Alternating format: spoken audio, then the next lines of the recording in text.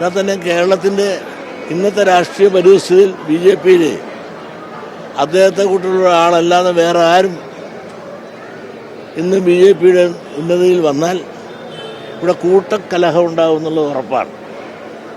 ആ കലഹമില്ലാതെ എല്ലാവർക്കും സ്വീകാര്യനായ, മാന്യനായ, മര്യാദക്കാരനായ, മിടുക്കനായ ഒരു കച്ചവടക്കാരനെയാണ് എല്ലാം കൊണ്ട് വ്യവസായത്തിൽ വിജയിച്ചവൻ കൂടെ, തോറ്റവനല്ല, വിജയിച്ചവൻ. ഒരു വിജയിച്ച വ്യവസായി എല്ലാ കാര്യത്തിലും വിജയിക്കുമെന്നാണ് എൻ്റെ പ്രതീക്ഷ. അദ്ദേഹത്തിന് മിതഭാഷയാണ്. ആരെയും പ്രകോപിപ്പിച്ചുകൊണ്ടുള്ള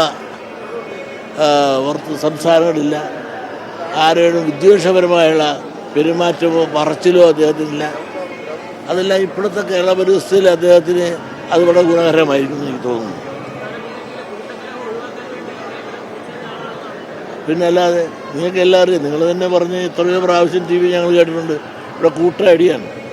എത്രയോ പേരാണ് ഈ സ്ഥാനത്ത് കൊണ്ട് മോഹിച്ച് നടക്കുന്നത്. അവർക്കെല്ലാവരും മോഹഭംഗം വരുത്തിക്കൊണ്ടാണ് ഇപ്പോൾ വന്നിരിക്കുന്നത്. അപ്പോൾ മോഹഭംഗം വരുത്തിക്കൊണ്ട് പലരും ഇതിലേക്ക് ആഗ്രഹിച്ച പലർക്കും കിട്ടിയില്ല. കിട്ടുമെന്ന് പ്രതീക്ഷിച്ചിരുന്നവർ കിട്ടിയില്ല. എക്സ്റ്റൻഷൻ കിട്ടുമെന്ന് പ്രതീക്ഷിച്ചിട്ട് കിട്ടിയില്ല. അങ്ങനെ പ്രതീക്ഷിച്ച പലരും അതുപോലെ കിട്ടുമെന്ന് പ്രതീക്ഷിച്ച് പലരോടും കിട്ടുമെന്ന് പറഞ്ഞ ആളുകൾ എനിക്കറിയാം. ഒന്നും പറയാതിരുന്ന ഒരാളാണ്.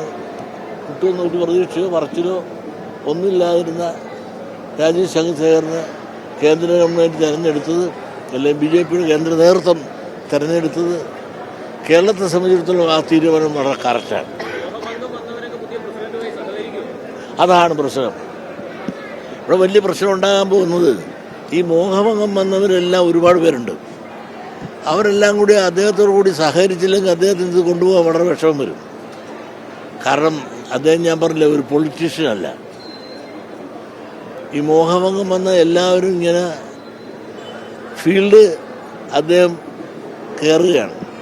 ഇവിടെ കേരളത്തിൽ അദ്ദേഹത്തിന് ഫീൽഡില്ല. അദ്ദേഹം കേരളത്തിൽ പ്രവർത്തിച്ച ഒരു ഇലക്ഷൻ വന്നു മാത്രമല്ലാതെ, അതും തിരുവനന്തപുരത്ത് നിന്നല്ലാതെ കേരളം ഒട്ടുക്ക് നടന്ന് ഒരു ഫീൽഡിൽ പ്രവർത്തനം നടത്തി ഒരു പ്രാഗൽഭ്യം തെളിയിച്ചിട്ടുള്ള ആളല്ല അദ്ദേഹം. അതുകൊണ്ട് വലിയ വമ്പൻ സ്രാവുകളിലൂടെ കിടപ്പെടുകയാണ്. അവരെല്ലാം തന്നെ വെട്ടാതിരുന്നാൽ, ഇവരെല്ലാം ഒന്നിച്ചു നിന്നാൽ കേരളത്തിൽ നല്ലപോലെ ഈ പ്രവർത്തനം നടത്തി മുമ്പോട്ട് കൊണ്ടുപോകാൻ രാജീവ് ചന്ദ്രശേഖർ സാധിക്കും. അദ്ദേഹം വികസനമാണ് അദ്ദേഹത്തിൻ്റെ ലക്ഷ്യം. ആ മുദ്രാവാക്യം തന്നെ എന്താണ്? വികസനമാണ്. അദ്ദേഹത്തിൻ്റെ വികസനം ലക്ഷ്യം വെച്ചുകൊണ്ടുള്ള പ്രവർത്തനങ്ങൾ ഒരുപക്ഷെ കേരളത്തിന് സഹായകരമാകുമെങ്കിൽ നമുക്ക് നല്ലത് തന്നെയാണ്.